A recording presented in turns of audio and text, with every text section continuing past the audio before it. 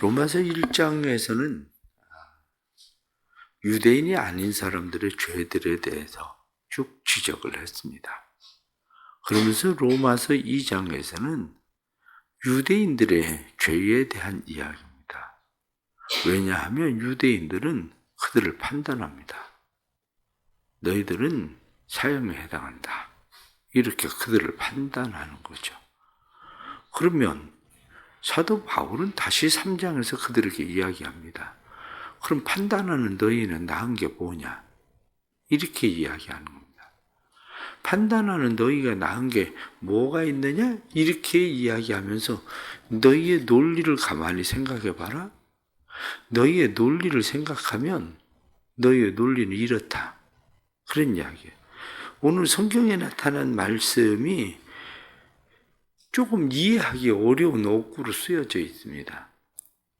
이 지금 오늘 말씀에 보면 유대인의 나음, 할례의 유익, 그게 뭐냐? 그렇게 이야기하면 너희가 하나님의 말씀을 받았다는 거다. 그거예요. 하나님의 말씀을 받았다는 게 뭡니까? 하나님의 말씀을 받았다는 것은 그냥 쉽게 설명을 하면 은행에 돈을 맡깁니다. 은행에 돈을 왜 맡기겠습니까? 은행에 돈을 맡기는 이유는 은행에서 이자를 주니까 돈을 맡기는 거죠. 근데 은행에서 이자를 안 줘요. 전혀? 그럼 굳이 꼭 은행에다 뭘 맡겨야 되겠습니까? 땅속에다 묻어두든지 나만 잘 아는 데다가 놓으면 되지. 하나님께서 너희에게 왜 그러면 율법을 주셨냐? 너에게 율법을 주신 것은 율법을 잘 보관하고 관리해라. 그것만 아니라 율법이 유익하게 되도록 해라. 이렇게 해서 너에게 율법을 주었다는 거야. 너에게. 그러면 율법을 받은 너희는 어떻게 하냐? 이 얘기하고 있는 거야. 율법을 받은 너희가 이야기하기를 오늘 지금 말씀이 조금 어렵다고 제가 말씀을 하는 것은 4절 말씀 보면 사람은 다 거짓되되 오직 하나님은 참되시다. 하나님만이 미쁘신 그런 분이다. 그런데 너희는 어떻게 행동하느냐 하면 말씀에 보면 3절 말씀에 어떤 자들이 믿지 아니하였으면 어찌하리요? 그 믿지 아니함이 하나님의 미쁘심을 패할 수 있느냐? 믿지 않으면 이렇게 돼 있는 거예요. 너희가 말씀을 받았어? 그런데 받았어도 믿지 않았다. 그 얘기는 무슨 얘기냐면 내가 돈을 맡았어요. 그럼 이자를 줘야 될 거 아니야. 이자는 줘야 되는 거 아니야. 그러려고 그 사람한테 맡긴 건데. 그런데 내가 율법을 받았어. 그런데 내가 그것과 아무 상관없는 사람처럼 살아. 그러면 그 무슨 소용이 있냐? 지금 이 이야기하고 있는 겁니다. 그러면 너희가 그렇게 한다고 해서 그러면 하나님의 미쁘심, 하나님의 율법을 맡기신 하나님이 잘못한 거냐? 그 얘기하고 있는 거예요. 하나님이 잘못한 거냐? 너네가 잘못한 거냐? 너희가 잘못한 거다. 이렇게 얘기하는 거예요. 뒤에 나타난 말씀을 보면 그렇게 또 말씀을 해요. 5절 말씀에 그러나 우리 불의가 하나님의 의를 드러나게 하면 무슨 말 하리요? 이게 무슨 얘기냐면 내가 불의를 행한 것이 하나님의 의를 드러냈다. 그러면 내가 불의를 행한 것이 하나님의 의를 드러냈다고 해서 내가 잘한 거냐? 그거죠. 그래 너희의 율법이 하나님의 의를 드러내는 율법이라고 하자. 그러면 율법을 지키지 않는 너희는 잘한 거냐? 율법을 받았어도 너희가 율법을 지키지 않아서 불의를 행하는데 그럼 너희는 잘한 거냐? 잘한 거 아니라는 거죠. 뒤에 나타난 말씀 7절 말씀 보면 그러나 나의 거짓말로 하나님의 참되심이 더 풍성하여 그 영광이 되었다면 어찌 내가 죄인처럼 심판을 받으리요? 내가 거짓말해서 하나님의 참되심이 오히려 더 드러나고 풍성해졌다. 그러면 왜 내가 벌을 받아야 되냐? 이런 거죠. 그런데 성경이 말씀하고 있는 것은 그것 잘하는 거 아니다. 이렇게 얘기하는 거예요. 왜냐? 모든 사람들은 정죄를 받아야 된다. 지금 이야기를 다시 설명을 하면 이런 겁니다. 교회가 예를 들면 은혜로운 게 좋은 거지. 뭐 잘못한 걸 다 드러내나? 드러낼 거 없고 그냥 잘 덮고 거짓말하고 그냥 지나가면 그럼 하나님 영광 받으시는 거 아니야? 우리가 막 그걸 떠들고 그러면 하나님만 부끄러워지고, 그러니까 그 말을 하지 않는 게 조용하게 그냥 다 은혜로 그냥 덮고 지나가지 뭐. 그럼 여러분들은 어떻게 생각합니까? 그러면 그걸 드러낸다고 해서 하나님이 불의해지시는 겁니까? 결국 그렇지 않다 이거예요. 너희가 그걸 마치 하나님을 위해서 거짓말을 하는 것처럼 너희가 그렇게 은혜로 다 덮고 지나가지 하나님을 위해서 그러면 하나님이 더 풍성해지고, 아니라는 거예요. 그게 아니라 너희가 지금 하고 있는 율법을 받았다고 하는 너희가 지금 행동하고 있는 것이 그거 아니야? 이 얘기하고 있는 거예요. 그럼 유대인으로서 율법을 맡은, 말씀을 맡은 너희가 나음이 뭐냐? 없잖아. 그러니 이방인도 죄인이고 너네도 죄인이야. 이 얘기하고 있는 거야. 이방인도 죄인이고 너희도 죄인. 그런데 누가 더 나쁜 죄인입니까? 말씀을 맡은 사람이 더 나쁜 죄인이라는 거예요. 이방인들은 오늘 말씀에 뭐라고 이야기합니까? 이 사람들이 다 하나님의 법 아래에 있어서 죄 아래에 있는데, 그래서 의인은 없나니 하나도 없다. 이방인도 죄인이고 너희도 죄인이고, 그런데 너희는 말씀을 맡은 자로서 죄인이다. 맡았는데 그 맡은 말씀을 너희가 바르게 행동하지 않는다. 이렇게 말씀하는 거죠. 그러면 말씀을 보시면 11절 말씀에 여기 10절 말씀부터 보면 기록된 바 의인은 없나니 하나도 없으며, 왜 의인이 없습니까? 11절 말씀에 깨닫는 자도 없고 하나님을 찾는 자도 없고, 깨닫는 자도 없다. 깨닫는 자가 없다는 것은 누구를 이야기하고 있는 것이 있습니까? 이방인들이에요. 하나님에 대해서 깨닫지 못해요. 이 사람들은 하나님에 대해서 깨닫지 못하는 거죠. 그런데 찾는 자도 없다. 뭘 깨달아야 찾죠. 깨달아야 찾는데 찾는 자는 누구냐? 찾는 자는 유대인들과 같아요. 이 찾는 자, 이렇게 이야기하면, 찾는 자는 바꾸어서 이야기하면 마음에 하나님을 두기를 싫어한다는 거예요. 이방인은 몰라서 그런다고 합시다. 몰라서 죄가, 모르는 게, 그러면 몰라도 괜찮은 거냐? 아니죠. 모르는 게 죄요. 모르는 것도 죄요. 그런데 더 나쁜 건 뭐냐면 모르는 게 아니라 알아요. 그런데 마음에 두기를 싫어하는 거예요. 그러니까 찾지 않아요. 잃어버렸어도 찾지 않아요. 자, 이게 에덴 동산을 생각을 하셔야 됩니다. 에덴 동산에서 인간이 범죄했을 때에 선악과를 따먹습니다. 선악과를 따먹은 인간이 하나님께로부터 왜 그런 진노를 받아야 되는가 생각을 해보세요. 에덴 동산에서 단지 선악과 이거 먹지 마, 먹으면 안 돼, 먹으면 죽어, 먹지 마. 그런데 먹었어요. 단지 그걸 먹었다고 해서 에덴 동산에서 추방되고, 그리고 그들이 저주를 대대로 계속 저주를 받아야 되는 저주 아래 놓여 있을까? 그렇지 않다는 거예요. 만일 여러분들이 집에서 아이에게 이 사탕 먹지 마, 그렇게 얘기했는데 아이가 사탕을 먹었어요. 얼마나 맛있을까? 사탕을 먹었어요. 그런데 사탕을 먹었다고 해서 아버지가 얘기하기를, 너 내가 먹지 말라고 하는 사탕 먹었잖아. 집 나가. 호적에서 파. 만일 아버지가 너 집에서 나가, 호적에서 파. 선생님, 그렇게 나쁜 아버지가 어디 있습니까? 하나님을 그렇게 비유하면 사람들은 지금 생각하는 의식이 그런 수준이에요.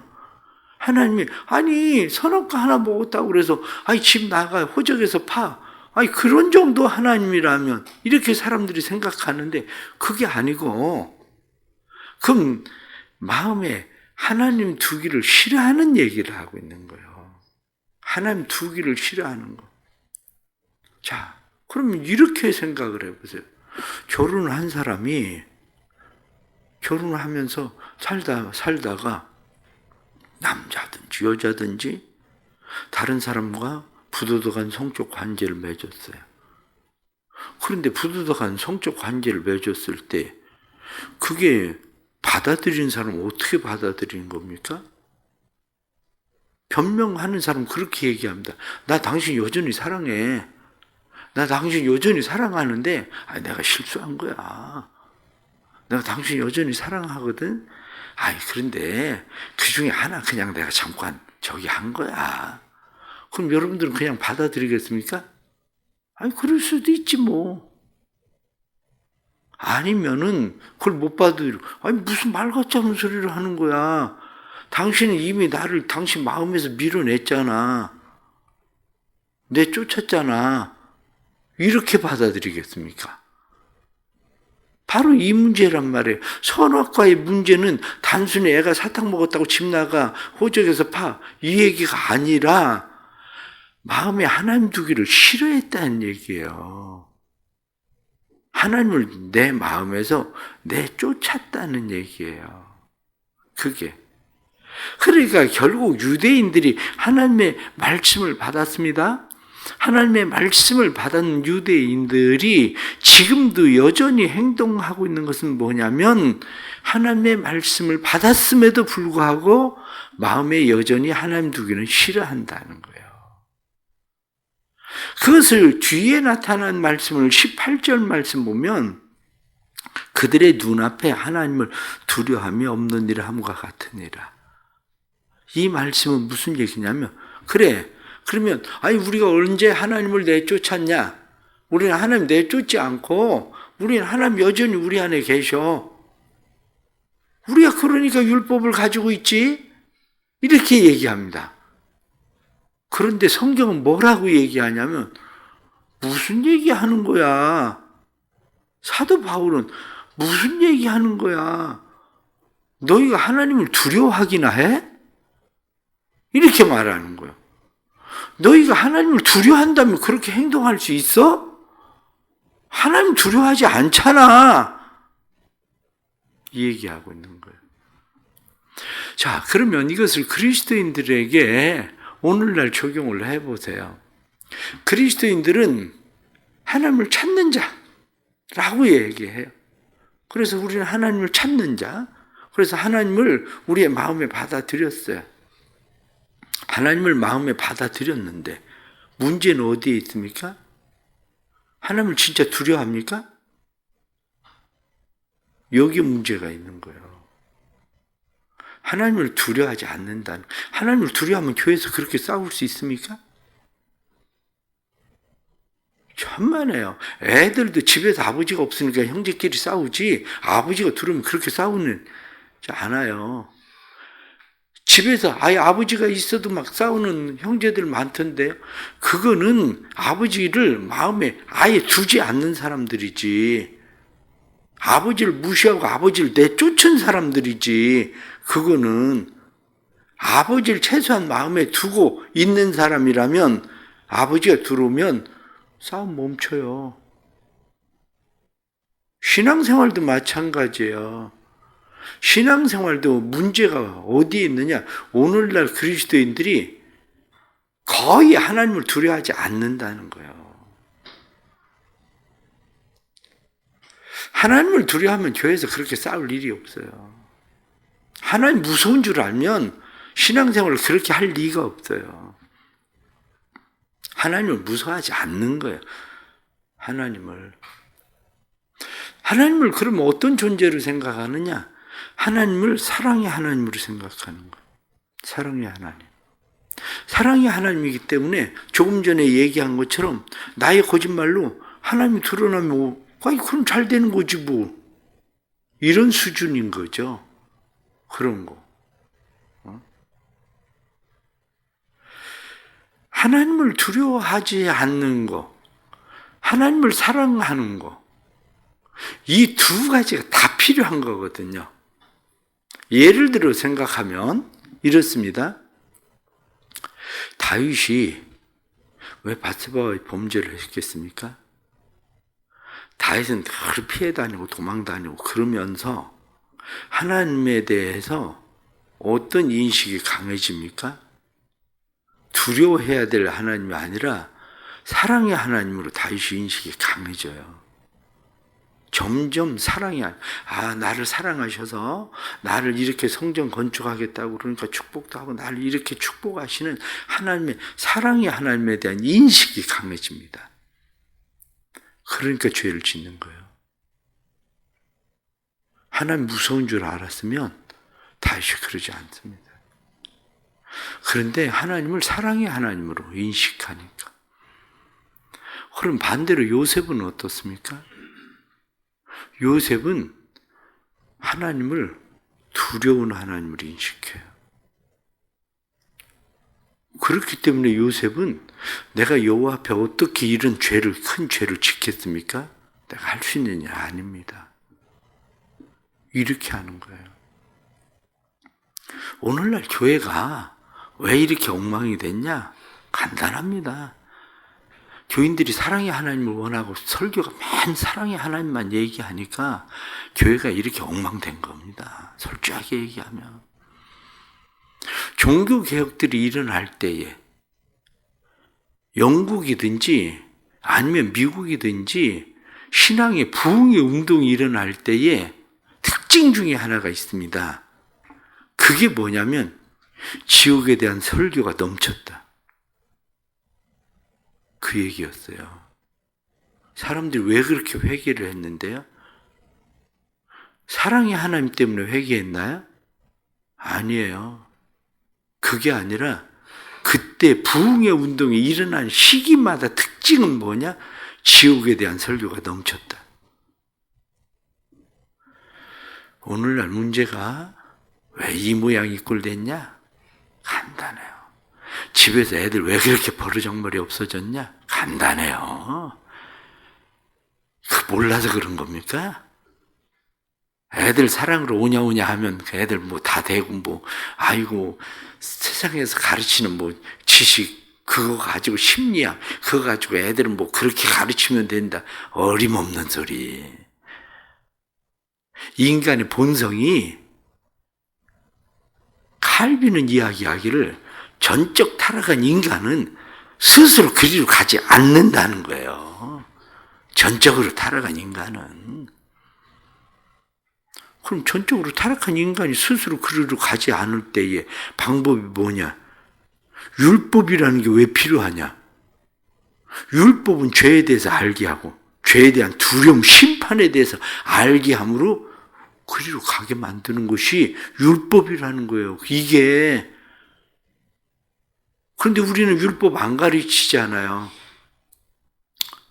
주일에 대해서도 내가 지키고 싶으면 지키고 싶지 않으면 지키지 않고, 재정에 대해서도 내가 쓸 거 다 쓰고 그러고 나서 돈 있으면 헌금하고, 아이고 오늘 내가 이렇게 한다고 내일 또 잘하면 되지 이런 정도로 하나님을 생각하니까 교회가 그 모양 그 꼴 난 거예요. 그게 결국 말씀하고 있는 것은 눈앞에 하나님을 두려워함이 없는 일이라. 이 문제예요. 우리가 그래서 다 심판 아래 있다는 것을 깨닫게 하는 것이 율법이다. 그런데 우리의 심판, 그 심판에 자유로울 사람이 있느냐? 없다 이거야. 심판에 자유로울 수 있는 방법은 오늘 성경은 23절 말씀에 모든 사람이 죄를 범하였으며 하나님의 영광에 이르지 못하더니 그리스도 예수 안에 있는 속량으로 말미암아 하나님의 은혜로 값없이 의롭다 하심을 얻은 자 되었느니라. 무디가 부흥회를 다닐 때에 사람들이 어마어마하게 모였습니다. 그런데 어느 한 지역에서는 사람이 많이 모이니까 16세 이하는 안 된다. 16세 이상만 들어와야 된다. 그래서 16세 이하는 밖으로 다 내쫓았어요. 안으로 들여보내질 않았어요. 어떤 아이가 밖에서 울고 있었습니다. 거기에 들어오는 사람이 아이에게 물었습니다. 왜 우니? 그랬더니 난 무디 선생님의 설교를 듣고 싶어서, 목사님의 설교를 듣고 싶어서 왔는데 난 어리다고 못 들어가게 해요. 어리다고 못 들어가게 해요. 그 이야기를 들은 사람이 그럼 내 손 잡고 들어와. 그래가지고 아이 손을 잡고 들어갑니다. 아무도 말리지 않아요. 그 사람이 아이에게 너 옆에 앉아 있어. 거기 어디냐면 강대상 옆이에요. 그 사람이 무디야. 무디가 들어오면서 아이가 울고 있는 모습을 보고 내 손 잡고 들어와. 그리고 아이 손을 붙잡고 들어가니까 아무도 제지하는 사람이 없어. 아이는 강대상 옆에서 설교를 듣고 있어. 이게 바로 성경이 말하고 있는 구원이라는 거예요. 법, 16세 이하는 안 돼. 이건 법이야. 율법이야. 그런데 괜찮아. 내 손 잡고 들어와. 이게 은혜예요. 그게. 오늘 성경 로마서 3장 우리에게 말씀하고 있는 것이 그거 말씀하고 있는 거예요. 여러분들이 또 로마서 3장을 읽으면서 말씀 가운데 요즘 고민을 많이 했어요. 사실 로마서를 하면서 큐티를 하면서 칭의, 복음 이렇게 한 단어씩 설명을 할까 생각도 했습니다. 그런데 성경을 단어는 이해를 할 수 있을지 몰라도 성경을 읽는 사람은 이해할 수가 없어요. 그래서 성경을 읽는 사람들을 위해서 매일 한 장씩 성경을 읽는 사람을 위해서 이해할 수 있도록 설교를 그냥 계속 해야 되겠다. 그런 생각을 한 겁니다. 여러분들이 로마서를 어렵게만 생각하지 말고 조금 쉽게 설명을 드리려고 그래야 잘 따라올 수 있기를 바랍니다. 기도하겠습니다. 하나님 아버지, 또 이 새벽에 주의 말씀을 듣게 하시니 감사합니다. 유대인의 나음이 무엇이냐, 할례 유익이 무엇이냐, 너희가 하나님의 말씀을 받았다. 그런데 너희가 잘하는 건 뭐냐? 말씀을 받았다고 해서 말씀을 지키지도 않고 하나님 마음에 두기 싫어하고 오히려 너희가 하나님의 복과는 아무 상관없이 살아가니 너희의 일들이 악하다. 오히려 성경이 그게 바로 죄다. 이렇게 말씀하는 것처럼 우리가 그리스도인 되었다고 말하지만 우리가 행하는 것이 하나님을 마음에 두기를 싫어하고 하나님이 마음에 있습니다 말하지만 하나님을 두려워하는 마음이 없습니다. 하나님, 우리를 도와주옵소서. 우리의 타락한 의지는 거슬러 올라가 하나님께로 갈 수가 없습니다. 그러기 위해 예수 그리스도를 보내주셨으니 예수 그리스도를 붙들게 해 주옵소서. 믿음으로 의에 이른다. 말씀한 대로 하나님의 말씀을 믿고 의에 이르게 해 주시고 구원에 이르게 하시는 역사가 삶에 나타나도록 인도해 주옵소서. 오는 주일은 교사 헌신 예배가 있는데 교사들에게 은혜를 주셔서 수련회를 준비하고 헌신 예배를 드리는 그러한 일들이 교사들의 참된 헌신이 되게 해 주셔서 그러한 헌신을 통해서 주님의 나라가 우리 어린 아이들의 심령 속에 잘 세워질 수 있도록 도와주옵소서. 그래서 어린 아이들이 예수님의 손을 잡고 천국에 들어가는 법을 배우도록 도와주옵소서. 그래서 구원의 역사가 근본 수련을 통해서도 많이 일어날 수 있도록 은혜를 베풀어 주옵소서. 오늘 하루도 주님 앞에 우리의 삶을 맡깁니다. 온전히 책임져 주시고 영광 받으시옵소서. 예수 그리스도의 이름 받들어 간절히 기도드리옵나이다. 아멘.